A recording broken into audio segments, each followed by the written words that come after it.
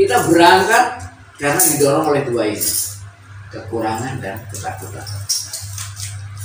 Kalau kita berangkat dari ketakutan dan kekurangan, maka kembalinya kepada ketakutan lagi dan kekurangan lagi. Dari mana kamu berangkat, ke sana kamu akan kembali. Kalau kamu berangkat dari ketakutan, maka kembali akan ketakutan.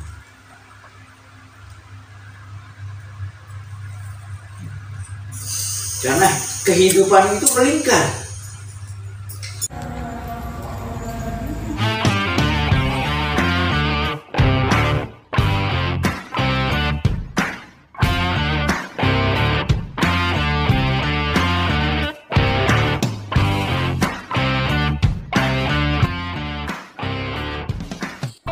Salam satu hati, para tandapan di mana saja berada.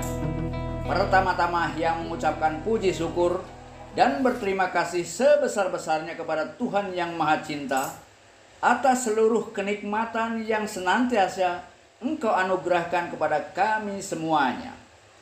Dan kedua, yang ingin mengucapkan terima kasih kepada Niang Rosa Hamiza Aziha, Bunda Niang Rosa Hamiza, yang selalu memberikan semangat dan dukungannya kepada Hyang dalam mendampingi hidup Hyang. Salam cerdas selaras. Apa itu kebahagiaan? Hampir semua orang mencari dan merindukannya. Namun semakin mereka mengejarnya, semakin jauh kebahagiaan itu berada. Aku tahu kamu tidak akan pernah merasa cukup. Tidak cukup untuk dimiliki. Kepuasanmu, betapapun lezatnya, adanya selalu untuk sementara. Dan jika itu berlalu, hanya akan meninggalkan sebuah kehampaan. Dan jeritan-jeritan itu menjadi lengkap terpenuhi. Kemudian kamu melakukan pencarian kembali. Akan kesempurnaan, akan kebahagiaan, akan kedamaian. Tetapi kamu tidak tahu itu. Semuanya hanya untuk mencari kepuasan semata. Seperti orang buta yang mencoba berusaha menggapai langit. Salam cerdas selaras, para tandapan di mana saja berada. Penasaran tentang apa itu kebahagiaan dan bagaimana seharusnya kita dapat menyikapi keberadaannya dan dapat mengalami adanya? Sebelum ke inti pembahasan, yang ingin mengajak kalian semuanya untuk mensupport channel ini agar cepat lebih berkembang dengan cara klik like, berikan komen, share, dan subscribe agar kalian tidak ketinggalan topik-topik menarik lainnya. Jangan lewatkan video ini dan tonton sampai akhir agar kamu menemukan jawabannya. Salam cerdas selaras, para tandapan di mana saja berada dan juga yang hadir saat ini.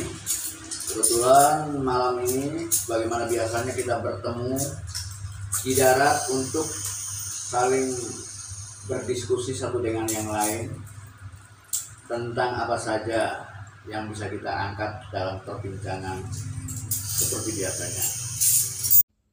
Nah, kebetulan kita kali ini kedatangan beberapa tamu dari berbagai kota di Nusantara.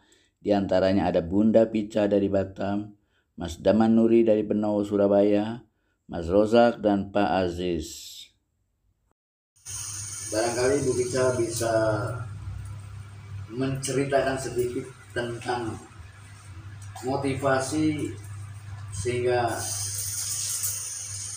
sampai ke Padepokan ini. Dan apa kira-kira yang ingin ditanyakan, tapi mungkin bisa menceritakan sedikit motivasi dan lain sebagainya. Silakan Bu Bisa. Baik, terima kasih Hyang. Rahayu, sedaya. Rahayu. Ya. Sedikit saya ceritakan bagaimana saya hingga sampai ke Padepokan Hyang. Tentu ada dasar yang saya bisa sampai ke sini. Yang pertama, suami itu menyampaikan ke saya, ada seseorang kayaknya Jawa itu, oh ya ada apa ini, ada sekarang ini kontroversi namanya Yang Weldo, terus ya di Batam MUI dan lain sebagainya, khususnya ustadz ataupun selevel itu semuanya ya jelas itu kurang setuju atau tidak menerimakan seorang yang dengan berpenampilan seperti sedemikian ini ya pada umumnya tentu kurang bisa diterima seperti itu. Namun saya hanya diceritakan, lanjut saya tanya sama suami seperti apa sih, coba itu YouTube-nya kayak mana. Dan setelah saya melihat konten Iyang dan sedikit saya mendengarkan beberapa kalimat, kalau durasi saya hitung itu mungkin sekitar 5 menit paling lama saya yang menyampaikan itu, dan saya langsung menyangka kepada suami, ada apa dengan yang ini? Ya ini kontroversi, ini se-Indonesia udah ribut ini. Terus kenapa masalahnya? Ya makanya oke, kalau gitu kita lihat beberapa saat dulu. Dan saya yaitu tadi ya kurang lebih durasi 5 menit. Langsung saya sanggah dengan suami. Menurut saya ini orang bicara kebenaran, bukan pintar ya, tapi kebenaran, dan kebenaran yang hak dari Allah yang saya pahami. Nggak ada masalah. Kalau orang-orang yang mengkontroversi atau yang nggak setuju dengan yang sampaikan, apalagi seorang yang dengan berpakaian seperti itu membicarakan tentang Tuhan. Kan umumnya berbicara tentang Tuhan itu pakai surban atau ustadz atau gus dan lain sebagainya. Tapi seorang yang berpakaian mungkin kalau dilihat dari ini kan sungguh memang tidak umum seperti itu. Tapi saya sebagai ya apa ya namanya pencari spiritual, saya tidak pernah melihat siapa yang bicara, tapi saya hanya mengkaji apa yang dibicarakan itu adalah kebenaran. Jadi di situ saya menyangka ke suami, ini orang ini benar loh ngomongnya. Masalah pakaian jangan dijadikan dasar. Itu di situ. Dan kebetulan yang saya udah pernah ketemu guru, kalau dibilang itu guru spiritual, ya wilayahnya seperti itu. Dan kenapa sehingga saya sampai ke Padepokan Iyang? Saya kalau ibarat kata diibaratkan guru spiritual atau perjalanan spiritual saya itu dari syariat, tarekat, hakikat dan makrifat. Kalau saya melambangkan ya kalau orang Jawa, saya itu udah tahu tata caranya menanam pohon, dan saya sudah menanam pohon dan saya sudah merawatnya pohon dan memupuk, menyiram itu ke hakikatnya. Dan sekarang saya sudah melihat pohon yang saya tanam, saya jaga, saya rawat sudah berbuah. Namun saya kok belum bisa memetiknya, apalagi makannya. Berarti saya intinya saya belum merasakan nikmatnya si buah yang saya tanam bertahun-tahun tadi. Seperti itu ya. Jadi saya sampai di sini ingin apa ya namanya, bagaimana cara saya itu udah bisa menanam, tata cara sudah paham, bisa menanamnya, dan sekarang berubah. Loh saya kok nggak bisa ngambil ya yang itu. Nah saya seperti yang mudah-mudahan dengan nanti berjalannya waktu yang bisa memberikan pencerahan atau mungkin berproses untuk menuju caranya begini bu, begini dan sebagainya.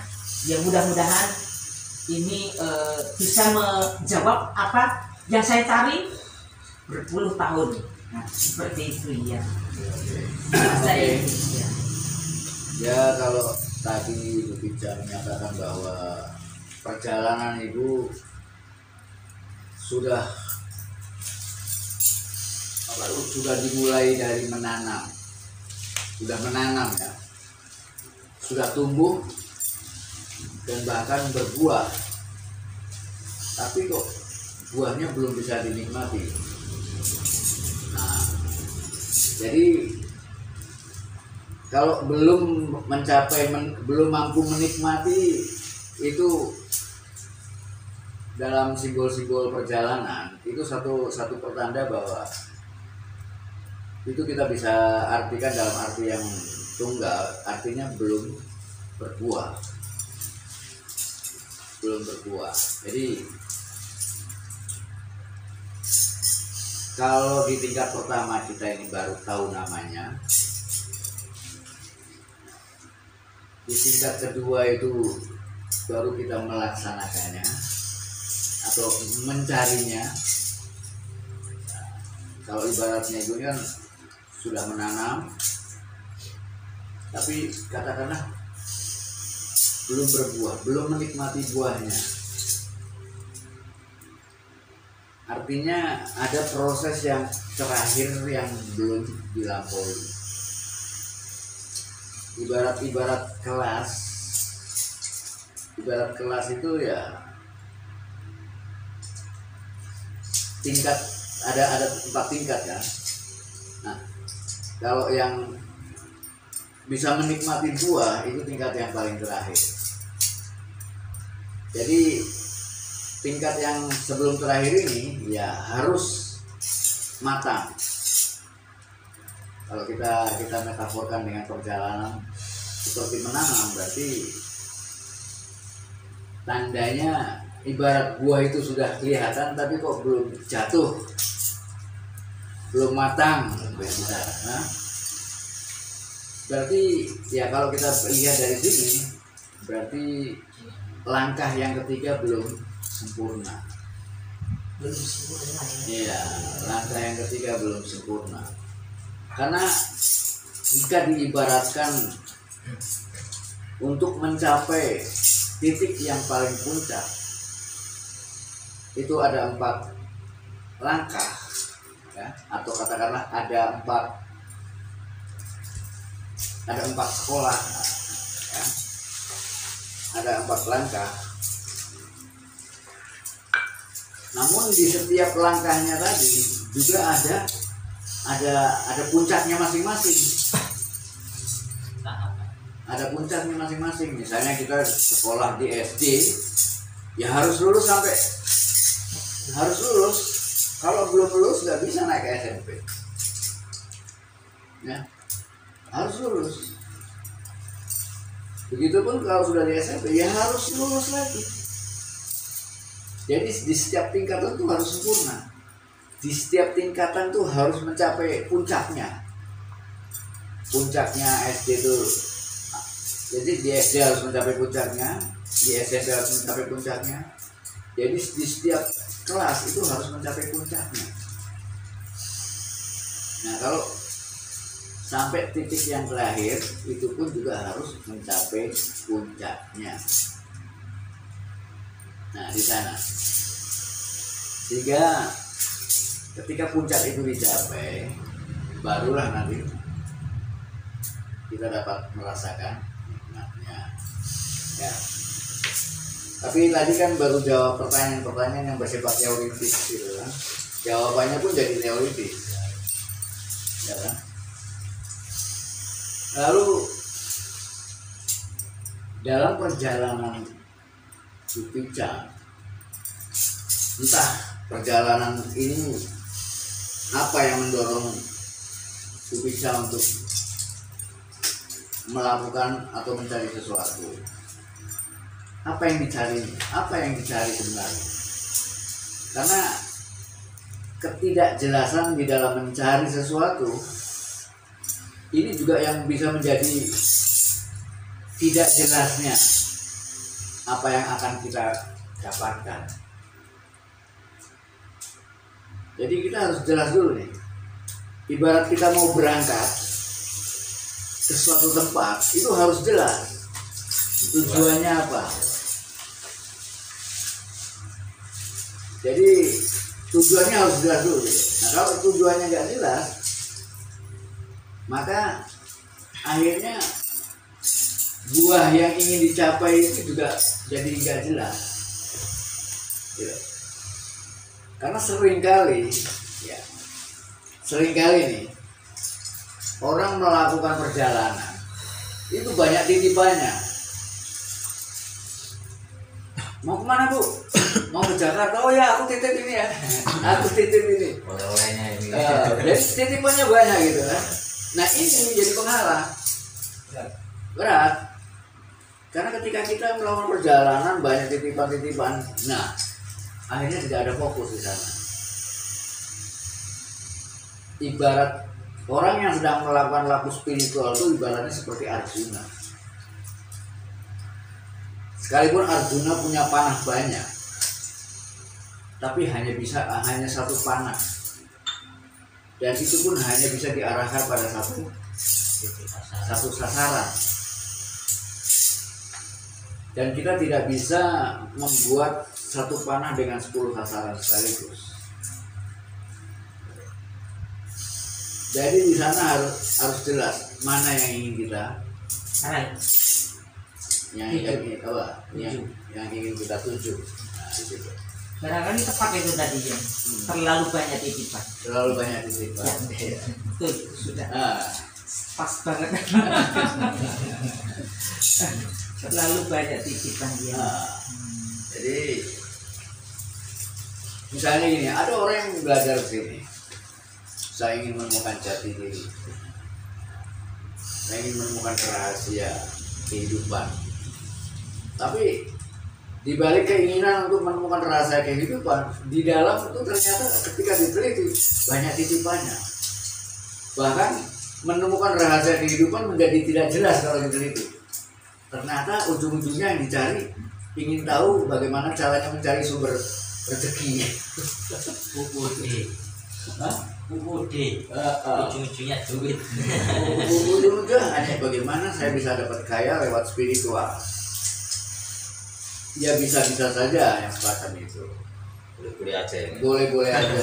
Karena memang boleh-boleh saja. Karena dalam kehidupan ini, dalam alam semesta ini ada pola.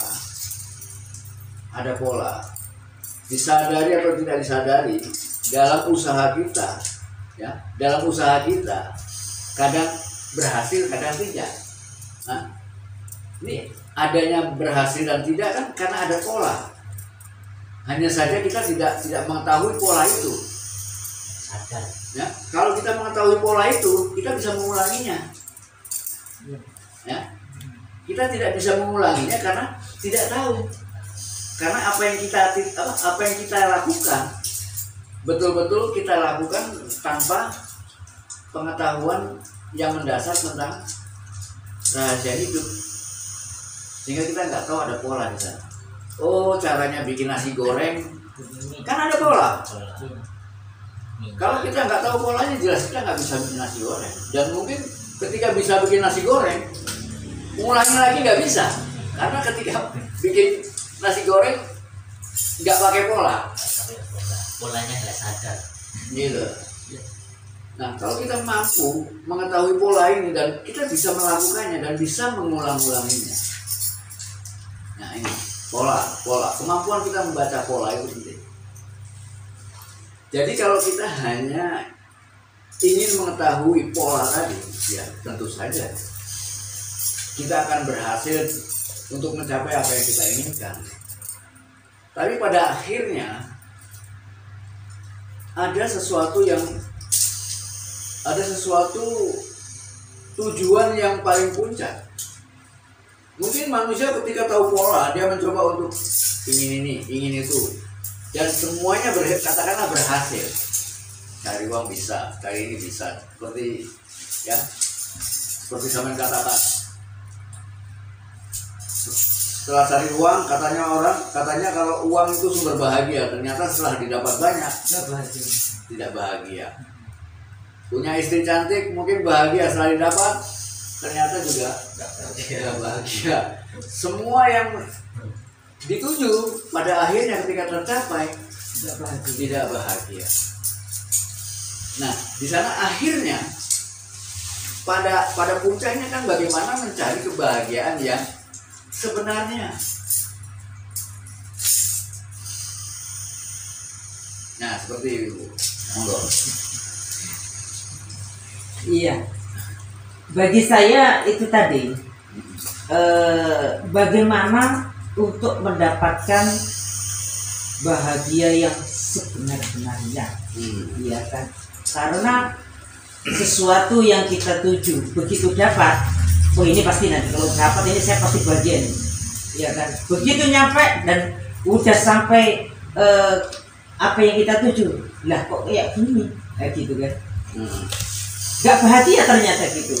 Nah jadi itu yang bagaimana kita untuk mencapai atau mendapatkan kebahagiaan atau kunci bahagia itu yang sebenarnya bagaimana caranya. Nah itu. Karena hidup ini tidak bisa menjamin semuanya itu kecuali yang sebenarnya tadi kita dapatkan. Menurut saya kalau saya sudah mendapatkan yang sebenarnya, ya kan, karena saya belum tahu, ya jadi ya begitu ada, oh kayaknya di sini nih, oh ini kayaknya di sini, jadi saya mengikuti apa ya namanya, dalam hati saya, oh ini saya harus ke sini, seperti itu ya. Saya ingin mendapatkan bagaimana caranya untuk mendapatkan kunci bahagia yang sebenarnya. Nah, persoalannya di sini. Manusia mencari sesuatu yang tidak diketahuinya. Ini masalahnya. Dia hanya tahu namanya saja, bahagia. Manusia itu hanya tahu namanya saja, bahagia. Tapi dia tidak tahu apa yang disebut bahagia. Buktinya dia masih mencari. Iya kan? Berarti dia hanya tahu namanya saja, bahagia. Kata orang bahagia itu begini. Kita mengetahui bahagia kan hanya lewat penglihatan saja, ya kan? Kita mengetahui bahagia itu lewat penglihatan dan lewat perbandingan, itulah. Ya. Tapi kebahagiaan yang sebenarnya tidak tahu. Ya. Begitu kita lihat tetangga punya mobil, wah rasanya punya mobil itu bahagia. Berbanding dengan kita nggak punya mobil, ya kan? Lalu kita mengatakan, wah punya mobil mungkin bahagia. Setelah kita dapat mobil itu, ternyata bukan itu bahagia. Ya, jadi kita menemukan kebahagiaan tadi dalam bentuk simbol-simbol saja. Mobil, rumah, wanita cantik, itu simbol. Ya. Simbol-simbol itu kita munculkan sebagai sebuah perbandingan dan kita yang dijadikan bandingan.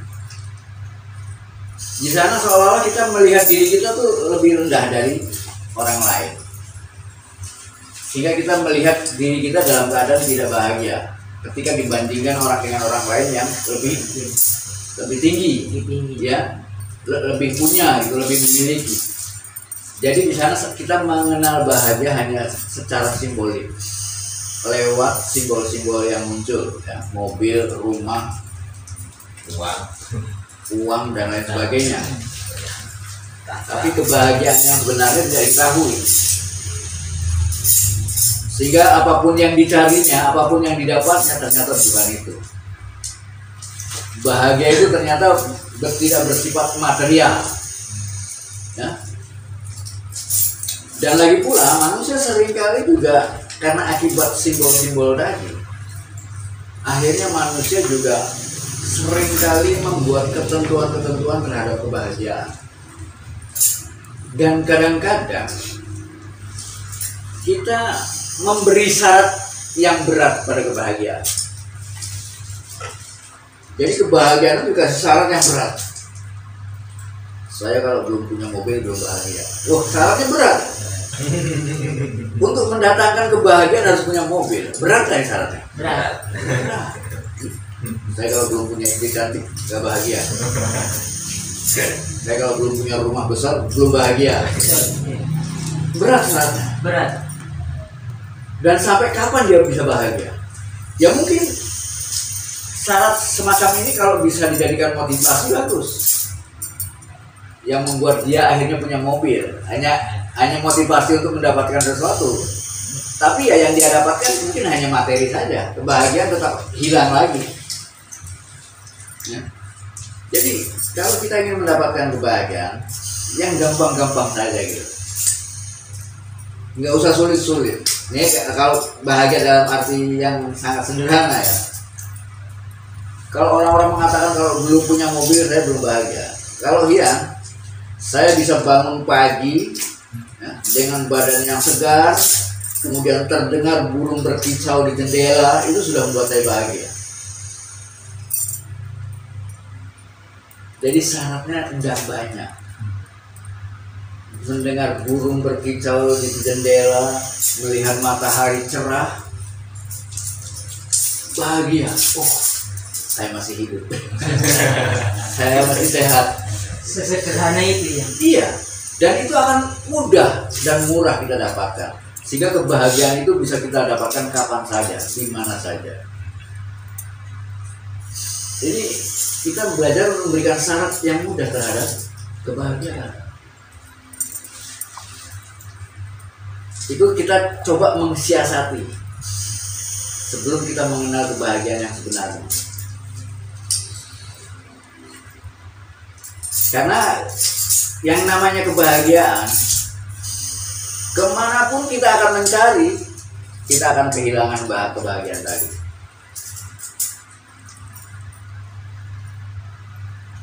Tinggal bentuk kebahagiaan itu dalam bentuk apa? Sebetulnya kalau istilahnya rahasia kebahagiaan itu hanya ada pada kenyataan.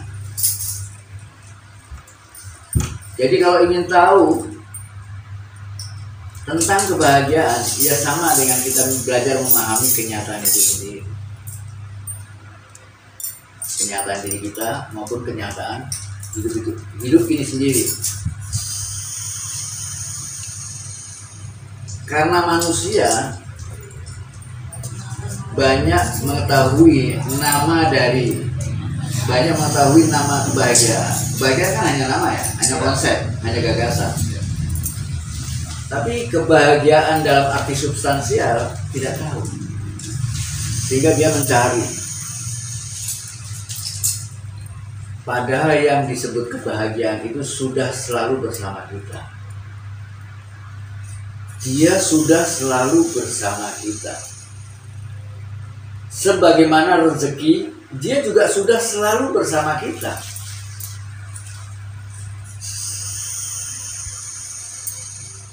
Kalau kita mencarinya, sama dengan kita meninggalkannya. Lalu kalau kebahagiaan itu sudah selalu bersama kita, lalu apa yang kita cari? Tinggal menikmati. Yang harus kita cari dalam kehidupan ini adalah ya sama seperti dengan apa? Orang bilang rezeki ya. Rezeki itu sudah selalu bersama kita. Kebahagiaan sudah selalu bersama kita. Lalu kita bekerja untuk apa? Kita bekerja bukan untuk mencari rezeki. Kita bekerja bukan untuk mencari kebahagiaan. Karena yang disebut kebahagiaan dan rezeki itu sudah selalu bersama kita. Lalu apa yang kita lakukan dan apa tujuan kita dalam bekerja? Tujuan kita bekerja sebetulnya hanya sebuah ritual saja. Bekerja itu hanya ritual. Ya? Dia hanya sebuah ritual ya. Dan ritual itu sama sekali tidak mendatangkan rezeki. Sama sekali tidak mendatangkan bahagia. Karena ritual itu hanya kebutuhan pikiran. Kita bekerja itu hanya untuk kebutuhan pikiran. Pikiran itu butuh alasan untuk hidup. Kalau kita nggak bekerja, pikiran kita akan lebih, dari mana aku dapat uang kalau nggak kerja? Dari mana aku bisa bahagia nggak kerja begini? Pikiran akan lebih banyak mengganggu kalau kita nggak kerja. Ya. Maka dengan adanya pekerjaan, pikiran kita tidak terganggu. Jadi kerja itu hanya sebuah ritual yang fungsinya hanya untuk kebutuhan pikiran. Jika pikiran punya alasan, wah, aku bekerja, paling tidak akhir bulan ada gajian, sedikit tenang. Hanya ritual rutin, ya. Dia hanya ritual. Jadi yang harus kita lakukan, ya, yang harus kita lakukan dalam ritual tadi adalah waspada. Yang harus kita lakukan adalah mewaspadai adanya gangguan. Gangguan yang bisa mencuri, ya, mencuri kebahagiaan kita. Kita seringkali tidak sadar kalau kebahagiaan yang sudah ada itu tercuri oleh gangguan-gangguan yang tidak nampak di mata kita. Dan gangguan itu kita sendiri yang menciptakan karena keinginan. Ya. Karena keinginan. Coba sekarang bayangkan. Misalnya sekarang nih kita misalnya makan yang ada telur ayam. Nah, yang ada katakanlah telur ayam. Enak gak tuh telur ayam? Enak. Tapi pada saat kita makan, pada saat kita mau makan, ada keinginan di dalam. Wah, aku tuh maunya ayam. Aku tuh maunya ayam. Kenapa kok ada telur? Padahal keinginannya ayam. Ayam yang diinginkan kan nggak ada, nggak nyata. Telur ini kenyataan. Ketika kita memunculkan keinginan, maka telur itu menjadi kecil nilainya dibanding dengan ayam yang lebih besar. Padahal ayamnya nggak ada, dia hanya wujud dari keinginan. Yang tidak diada ini mengalahkan yang ada.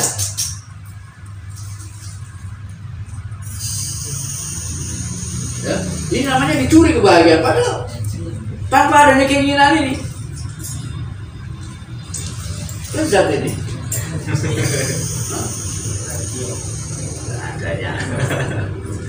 Waktu kita dapat sepeda ondel, keinginannya sepeda motor. Pada waktu sepeda motor, keinginannya mobil. Pada waktu dapat mobil, ingin punya pesawat. Terus kapan kita bisa syukur? Semua jadi kecil gara-gara keinginan. Keinginan tidak jelas, tapi kenapa dia bisa mengalahkan yang nyata? Nah, ini namanya kita nggak sadar kalau kebahagiaan kita dicuri. Pencurinya dari sini. Dijajah. Dia mengeluarkan mengeluarkan satu nafsu, satu keinginan, aku ingin ini. Sehingga yang ada menjadi tidak bernilai gara-gara keinginan. Pada akhirnya manusia tidak akan pernah bersyukur karena selalu membuat perbandingan dengan keinginannya. Kenyataannya selalu dibanding dengan keinginannya. Bagaimana kita belajar untuk menerima kenyataan? Kalau ingin membuat perbandingan, ya buatlah perbandingan dengan orang yang nggak bisa makan. Wah, syukurlah aku bisa makan, yang lainnya belum bisa makan. Itu lebih baik. Iya, dengan seperti itu kita akan bersyukur. Belajar bersyukur itu sudah satu pertanda kita bisa menghilangkan keinginan. Belajar bersyukur itu satu pertanda kita sudah bisa pasrah pada keadaan. Pasrah diri itu artinya mencoba menerima apa yang terjadi, mencoba menerima apa yang ada. Menerima apa yang ada itu juga masih terpaksa. Tapi kalau kita sudah mampu berkata, kalau kita sudah bisa mengatakan dengan yang ada itu kita bahagia, itu udah bukan terpaksa lagi. Itu satu sikap yang luar biasa. Islam yang kafah. Ya, Islam itu Islam itu jalan untuk mencapai kebahagiaan. Islam itu hanya jalan. Ya. Pasrah itu hanya jalan.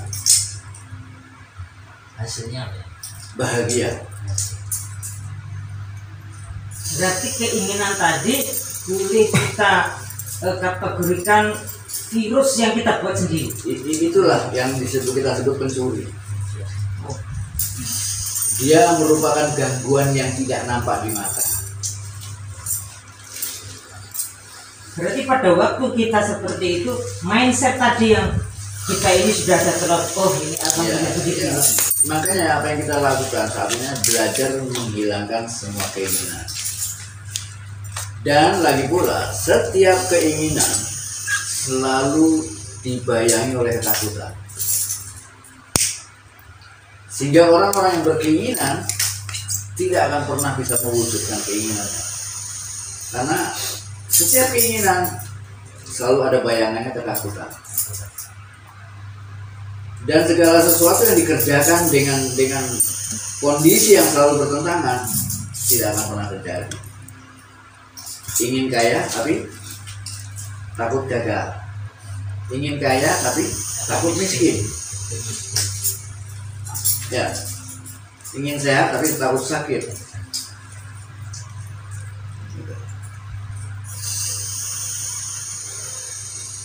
Jadi kita harus mampu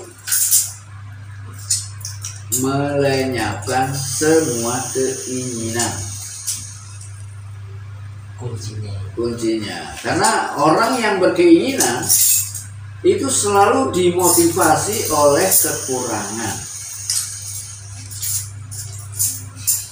Nah, dimotivasi oleh kekurangan. Dia munculnya keinginan karena selalu kurang. Nah, motivasi yang membuat seseorang punya keinginan, satu oleh kekurangan, dua oleh ketakutan. Nah, sehingga banyak orang yang tidak sadar di dalam hidupnya manusia itu bergerak mencari apapun, mencari rezeki, mencari persahabatan, mencari apapun selalu didorong oleh dua ini, ketakutan dan kekurangan. Kita bekerja karena takut miskin, atau kurang makan, atau kurang apa saja lah. Dorongan yang membuat kita bekerja, dorongan yang membuat kita melawan suatu kebaikan, dua ini. Kita berangkat karena didorong oleh dua ini, kekurangan dan ketakutan. Kalau kita berangkat dari ketakutan dan kekurangan, maka kembalinya kepada ketakutan lagi dan kekurangan lagi. Itu yang disebut dengan innalillahi wa inna ilaihi raji'un. Dari mana kamu berangkat, ke sana kamu akan kembali.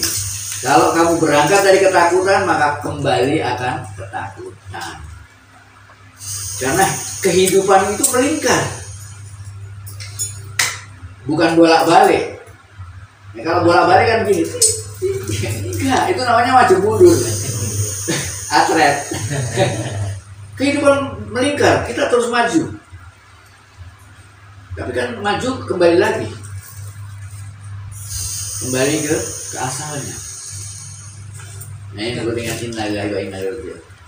Kalau kita berangkat didorong oleh ketakutan, akan kembali kepada ketakutan lagi. Kalau kita berangkat didorong oleh kekurangan, kita akan kembali ke kekurangan. Kita bekerja karena takut anaknya gini, anaknya gitu. Nah, kalau kita sudah tahu bahwa penderitaan ini terjadi karena semacam itu, maka harus kita balik. Kalau kita tahu formulasi dasarnya adalah dari mana kamu berangkat, ke sana kamu akan kembali. Kita rubah sekarang. Bagaimana kalau kita bekerja, bergerak kemanapun, didorong oleh kebahagiaan. Karena seperti yang tadi bilang, bahwa kebahagiaan itu sebetulnya sudah ada bersama kita. Dia selalu ada bersama kita. maka kebahagiaan itu harus kita jaga. Caranya menjaga yaitu mewaspadai pikiran kita agar tidak muncul keinginan dari pikiran kita. Keinginan itu tidak akan pernah selesai. Ya. Orang kalau sudah punya keinginan bisa nggak tidur. Contoh, kita masuk ke dalam toko, tiba-tiba lihat pakaian yang indah sekali. Wah, kayaknya bagus ini, asik. Ditanya harganya, wah, harganya kok masih terlalu tinggi. Tapi ya sebetulnya asik juga. Akhirnya, wah, sudah mungkin cari toko lain bisa ada. Pulang. Begitu pulang dia mikir, tadi pakaiannya bagus juga ya. Wah, jangan-jangan besok udah hilang itu. Wah, nggak bisa tidur. Semalam tuh dipikir tuh, dan itu membuat kita nggak bisa tidur. Begitu pula orang yang punya bapak beli mobil, sama. Begitu belum punya mobil,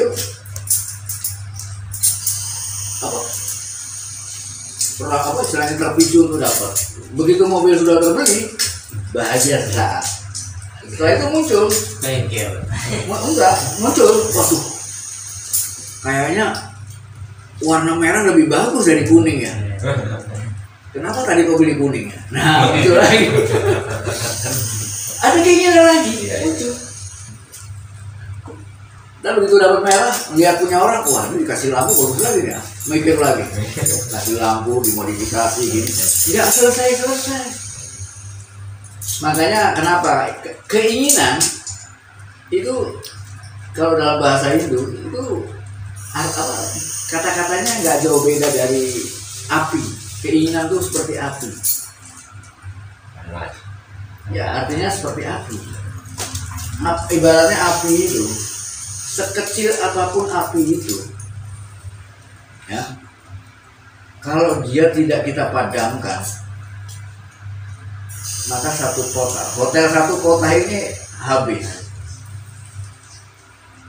Nafsu kita juga begitu, kalau nggak segera kita padamkan, ya kan menguasai kita. Ya. Ada pertanyaan selanjutnya? Cukup ya. Iya.